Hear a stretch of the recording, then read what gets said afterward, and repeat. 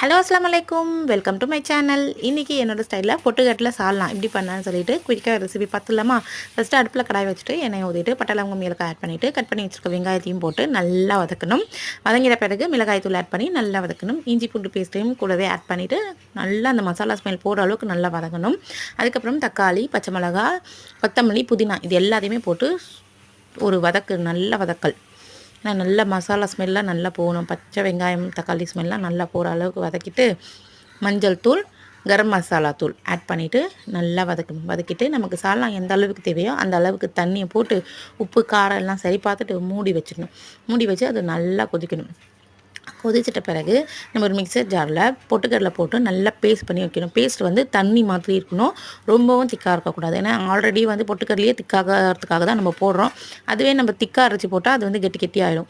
அதனால் நல்லா தண்ணி மாதிரி அரைச்சிட்டு இந்த மசாலாவோட கலவை கொதிக்கும் போது அந்த பொட்டுக்கடலை பேஸ்ட்டை தூக்கி போட்டு நல்லா ஒரு கொதி விட்டிங்கன்னா கம்மன்னு நமக்கு பொட்டுக்கடலை சால்னா ரெடி ஆகிடும். இட்லி கூட, தோசை கூட, நமக்கு டிஃபன் ஐட்டத்துக்கு கூட எல்லாத்துக்கும் கூட சூப்பராக இருக்கும்.